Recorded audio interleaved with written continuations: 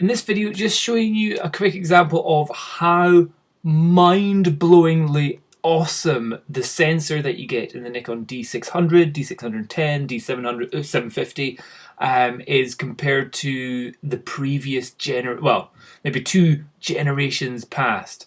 I've got the Nikon D2X, which is a crop frame 12 megapixel camera, and I've got the Nikon D600, which is a 24 megapixel full frame camera, far newer. And just looking at the different, like if you go onto any of these sites and look up the kind of, for example, the dynamic range or the color tones or all that kind of stuff, you'll see there's a massive difference. But what does it actually mean in real life? So here's my example, which I've just been doing it myself already, and I'm just like blown away by the sensor that you get in even cheap full frame cameras nowadays. So first of all, these are the 2 images. They were obviously different sizes, so I've cropped the D600 frame down so it's the same size as the D2X.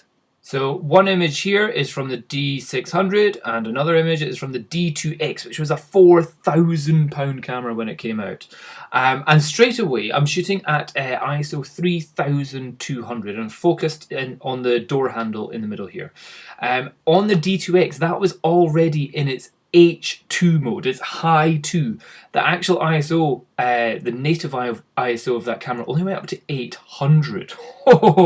Meanwhile, the D600 sensor is up at 3200. That's still a whole stop below its maximum native ISO. So its native ISO goes up to 6400. And so you're thinking like, okay, what's really the difference here? And it's astonishing. So straight off the images, you may look at them and go, I can't really see much difference. But once you zoom in, and I'm not meaning zooming in much, it's just possibly once this video has been compressed, you can't see it so well on this full screen. However, let's say I just zoom in to this picture of me over here.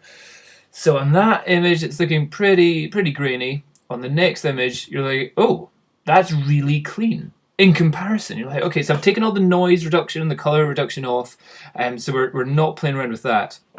And you're thinking like, okay, what's really, is there much of a difference there? Okay, you've seen lots of color noise in the image. However, it's more when you try to push the image or edit the image here. So if I just bring the shadows up to 76, holy crap, 76%. If I do it with the Nikon D600, oh, it's so good. And we're not talking about, oh, well, you've got a bigger, more megapixels to deal with here. No, because I've cropped down to the same DX area. So it's roughly, I think it's a 10 compared to a 12 megapixel image. But if you look at, oh, shocker, that's like when you turn your TV on and you've just got that static noise. That's what that's looking like. Meanwhile here, you're kind of going, that's pretty awesome. That is really awesome. It's such fine grain. The other thing I was going to say is if we look at, if we bring shadows back down to normal, but if we're looking at, for example, these clothes which we have outside, like how much detail can we regain from the images here? So if let's say I bring exposure down to -1.2 and highlights down 100. Okay, we're getting something there. We go to the Nikon D600. I think this is 600. Yeah, we're thinking, oh, what are we going to get here? Let's bring highlights down to there, and exposure down to -1.2. Now, this is where we're looking at a big difference. If we look at the actual, for example, this dishcloth that's hanging up out there, I'm able to see all the pattern going on here. The D2X, I've lost any detail between the dishcloth and the towels or the whatever it is in the background.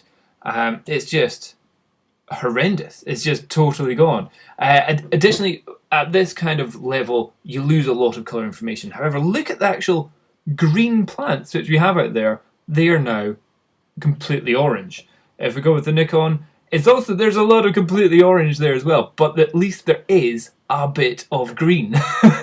So we've got something back.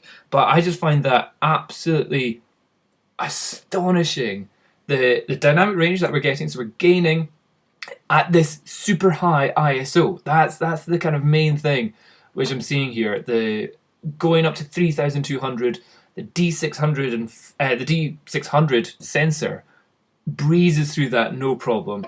Meanwhile, the D2X, what was a £4,000 camera, struggles like anything. And yeah, and that's not even if we bring in any noise reduction. So for example, let's go look. If we go back to that picture of me over here. So here what I've done is I've got it so that it's the shadows are plus 99 on the Nikon D600, and you're kind of going, okay, can still kind of roughly make out there's me, my kilt, there's my wife there. It's not like it's mush. It's mush. Oh, and also the sharpening, the noise reduction color is up to 40, and the luminance up to 41. So just round about there, I think that's fine enough. That's a smooth image there. If we go to the D2X, wow, just like there's more white in that TV up there than there is black, and that is just utter mush. It's exactly the same settings. So color noise is probably the easiest thing for these softwares to get rid of. You almost barely need any. Just bring that up to like 8, and it's pretty much gone. But we'll keep that up to 40. But the luminance, just no detail saved in that at all.